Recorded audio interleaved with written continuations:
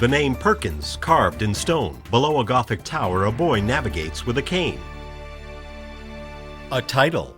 Perkins and the World Blind Union present the United Nations Convention on the Rights of Persons with Disabilities with Penny Hartin, CEO of the World Blind Union.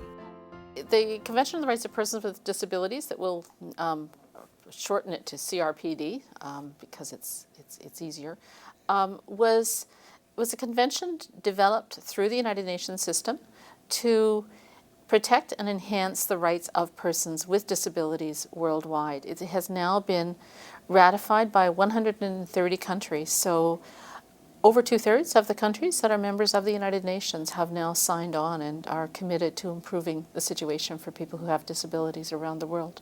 In a photo, we see a mother in China supporting her son as he stands at a small low table. The boy has just been fitted with a pair of eyeglasses with thick lenses, and he stares intently at a set of shiny keys on the table.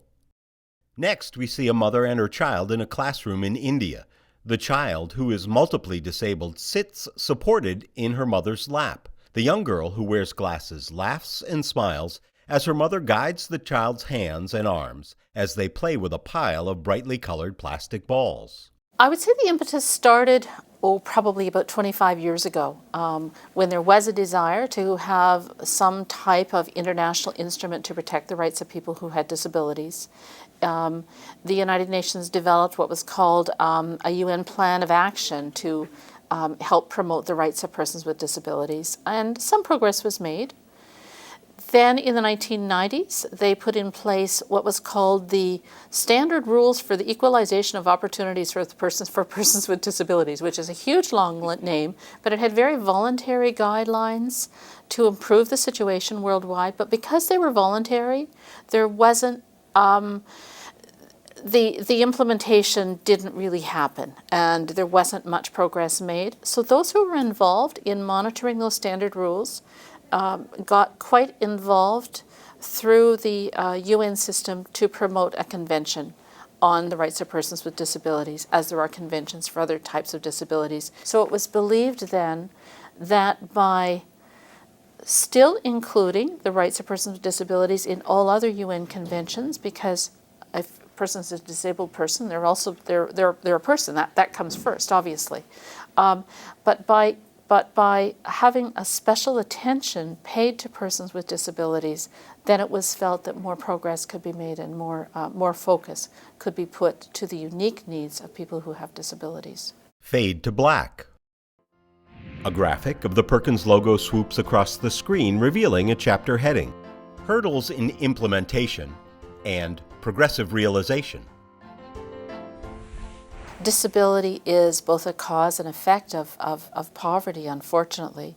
So what you'll find is that in the poorer countries of the world, there aren't enough resources to provide the proper supports and programs for the general population.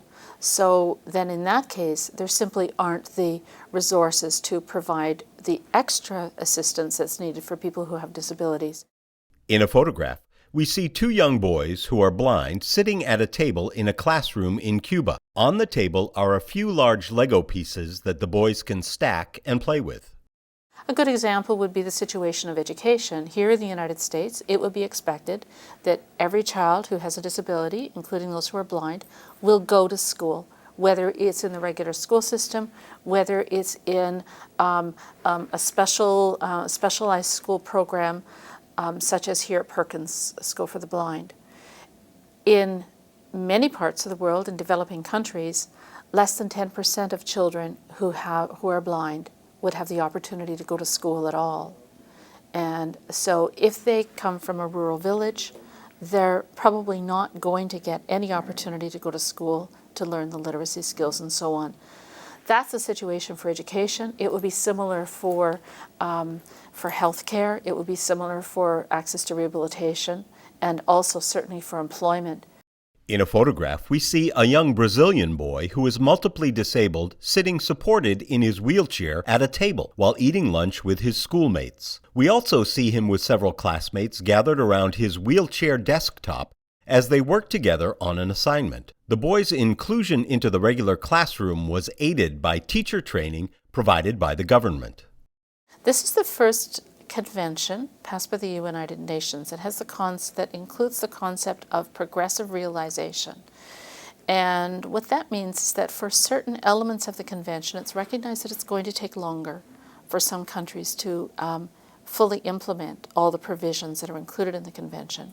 It's expected that political and social rights are there at the outset, that, for example, that people with disabilities would have the same political rights, or the right to vote and the same right to livelihood and so on. But it is also recognized that to have a fully inclusive education system, for example, to provide full access to health care, rehabilitation, to deal with all of the issues that are included in the convention, including such things as, for example, accessibility, accessible environments, accessible information, and so on. That's going to take longer, and it's definitely going to take longer in some developing countries that simply lack a lot of resources. So the concept of progressive realization then is that as the implementation process takes place and as the countries reporting on it, then they show progress and they show what their plans are to help them move towards the end goal, and that they demonstrate progress in each of their reporting cycles. Fade to black. Addressing issues specific to the deafblind and visually impaired community. An element that we fought really hard for was the protection of specialized schools. We believe very strongly that it's important for children to be educated within their community in an inclusive environment.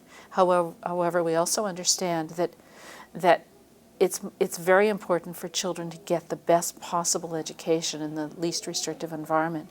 And sometimes specialized schools can provide that very important specialized education in the Braille and in the techniques of blindness that just might not be available at the village level. So we wanted to protect that. We had to fight very hard for that. The blindness community, the deaf community, and the deafblind community fought very hard for that. In a photograph, we see 4 students in a classroom at a school in China for students who are blind. All of the students are creating pages of Braille on Perkins braillers. Next, we see a photo of 6 young students in a classroom at a school in Bangladesh for students who are deaf. 3 of the students in the photo wear bilateral hearing aids.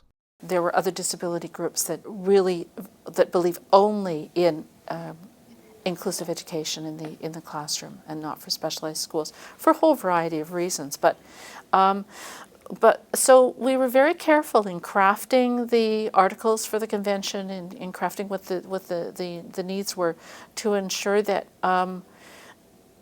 that we weren't agreeing to things that might compromise the education for children later on, and that would give us the ability, or give governments and the educators the ability to provide the best possible education.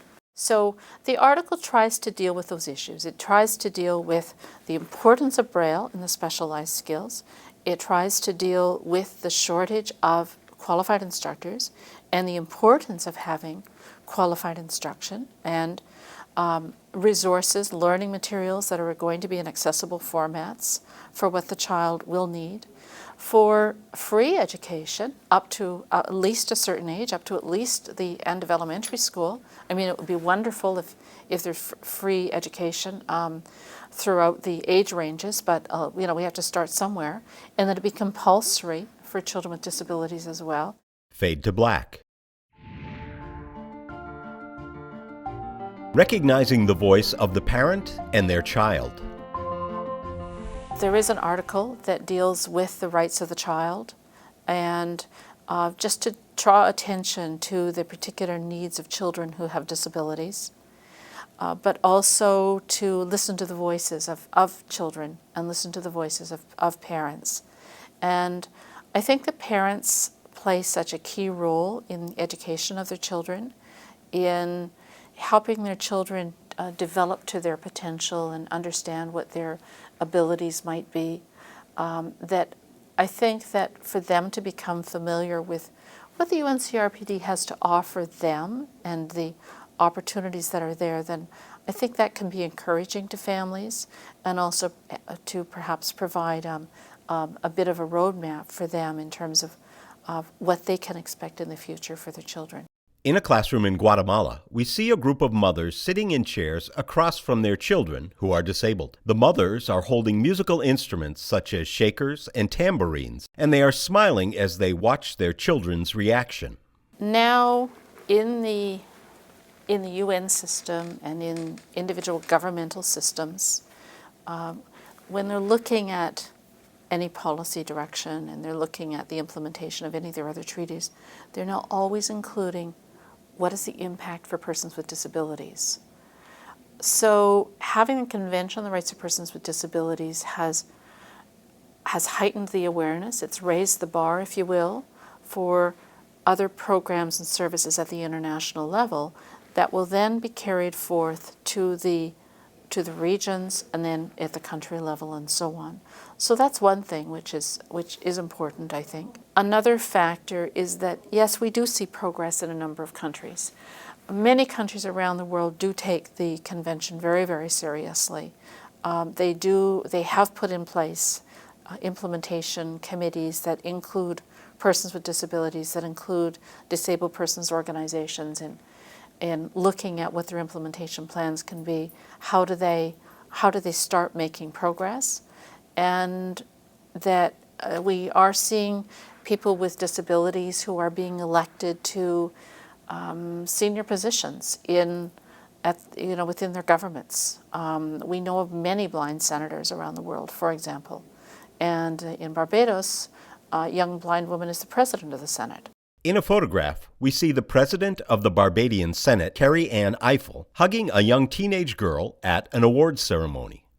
I can't say that all of this attention is specifically because of the UNCRPD, but I would say that it's been a factor, and it will continue to be a factor because attention is being paid to it. Fade to black. The Convention on the Rights of Persons with Disabilities and its optional protocol was adopted on the 13th of December 2006 at the United Nations headquarters in New York, and was open for signature on the 30th of March 2007.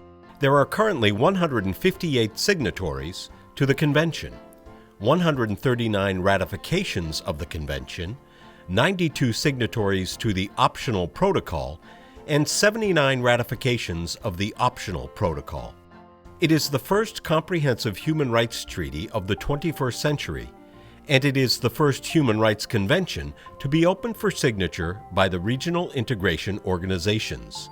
The convention follows decades of work by the United Nations to change attitudes and approaches to persons with disabilities. It takes to a new height the movement from viewing persons with disabilities as objects of charity, medical treatment, and social protection, towards viewing persons with disabilities as subjects with rights, who are capable of claiming those rights and making decisions for their lives based on their free and informed consent, as well as being active members of society. As of the recording of this webcast, the United States has not ratified the convention. It is expected to come up for a vote shortly. Perkins has been tracking and supporting the U.S. effort towards ratification. More information can be found on the Perkins website at perkins.org/international-programs. Additional information can be found on the United Nations website at un.org/disabilities and the U.S. International Council on Disabilities website at usicd.org.